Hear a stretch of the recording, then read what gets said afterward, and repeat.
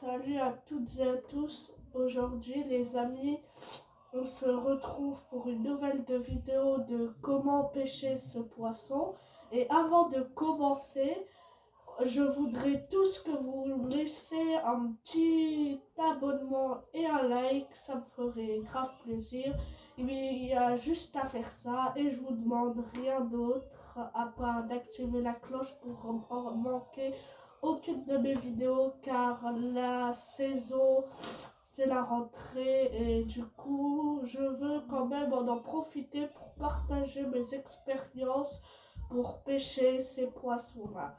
Alors aujourd'hui, on va parler d'un poisson qui commence par B, qui se trouve en eau douce et qui fait partie de la famille des carnassiers.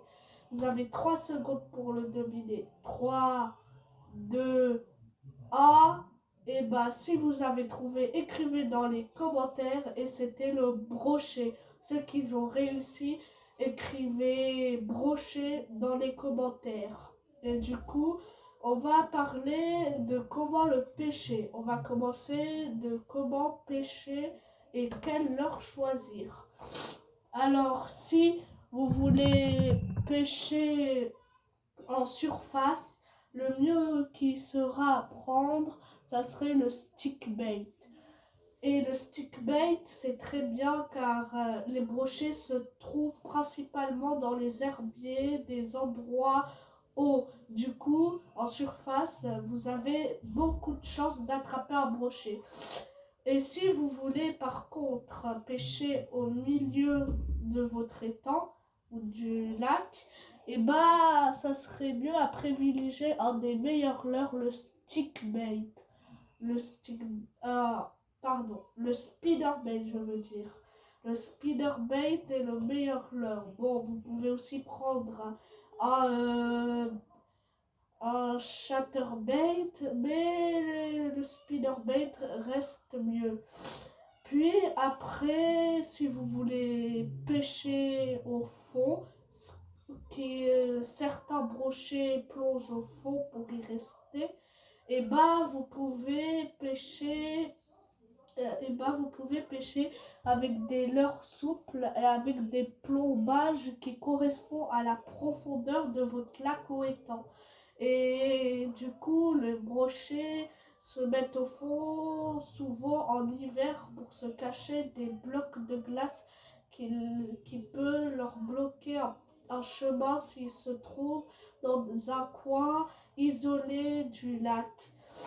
Et ils vont aussi y aller en été pour éviter des assèchements. Et par exemple, là, ici, une profondeur pas très profonde, c'est pas très profond ici. On voit le niveau d'eau là et le sol. Et bah, si ça se dessèche et que ça tombe jusqu'à là, et bah, qui reste coincé dans les roseaux et qui meurt. Mais ça reste rare quand même. Même si cet été, il fait vraiment chaud. Hein. Puis, voilà pour les leurres, comment pêcher le brochet. Ensuite, on va parler de comment on bouge. Quelle est la vie du leurre. Oups. La vie du leurre, alors... en commençant avec le stick bait. Le stick bait va faire des à gauche, à droite, à gauche, à droite. Et c'est très bien ce leurre car ça fait beaucoup de vibrations. Il a des petites billes. J'en ai un, mais malheureusement, il ne se retrouve pas ici. Je ne peux pas vous le montrer. J'ai aussi un spinnerbait et le spinnerbait avance tout droit, mais ses petites palettes vibrent et ça fait beaucoup de vibrations et ça attire vraiment les brochets avec la petite brillance des palettes. J'en ai aussi un, mais malheureusement, j'ai tous ces leurres en fait. J'ai beaucoup de leurres, des leurres souples et tout, mais je peux pas vous le montrer, ça serait dans une prochaine vidéo et vous pouvez les voir dans d'autres vidéos. Et du coup, pour le dernier, les leurres souples, il y a ceux avec des shad, des paddles, je veux dire, qui vont faire beaucoup de vibrations et d'autres avec des queues en virgule comme celui-là que j'ai fait, qui vont faire des tourbillons et du coup ça met beaucoup de vibrations et du coup ça attire les brochets de très très loin. À prendre si vous voulez pêcher du brochet, mais ça serait plutôt réservé à la perche qu'on parlerait dans une prochaine vidéo. Et bien sûr, le brochet serait affiché ici. C'est un carnassier, il a une forme de bouche en forme de crocodile et des rayures jaunes. Et un de mes brochets préférés, le brochet léopard, c'est vraiment incroyable. Il est magnifique.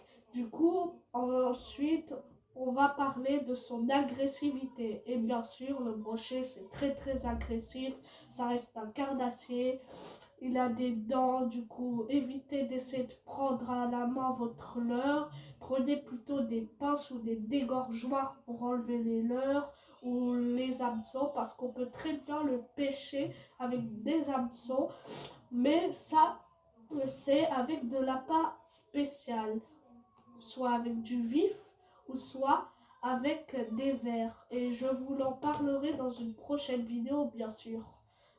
Et ensuite on va parler de son alimentation, de ce qu'il mange dans la nature. Alors en nature, il a tendance à manger des gardons, des fois des petites perches. Et quand vous retrouvez des groupes d'alevins, c'est vraiment le meilleur. Parce que les brochets essayent de trouver les plus gros alevins pour essayer de les bouffer ou de les gober ou de faire une embuscade et de manger tous ces petits alevins. Et s'il y a des alevins, c'est que ça veut dire qu'il y aurait d'autres poissons un petit peu plus gros, pas très loin. Et bien sûr, le brochet, ce qui nous intéresse. Et du coup, pour ça, c'est bon de trouver des alevins. C'est pas une mauvaise chose et c'est une bonne chose. Et tous les pêcheurs professionnels, vous aurez déjà vu, quand vous ramenez le leurre, et ben vous le ramenez jusqu'au bout parce que si vous le ramenez après, quand c'est pas jusqu'au bout et vous le ramenez sur le bord, et ben vous pouvez rater des brochets car ils étaient en train de les suivre des fois et après vous sortez le leurre pile au moment où il allait attaquer et du coup vous en avez raté plein. Et je connais beaucoup de pêcheurs qui en ont raté à cause de cette erreur. Et heureusement qu'ils en ont appris de ces erreurs. Et du coup, c'était tout pour aujourd'hui. J'espère que vous avez aimé cette vidéo. N'hésitez pas à vous abonner et à liker. Et on se retrouve pour une prochaine vidéo. Comment pêcher ce poisson. Et je vous dis peace à tout le monde.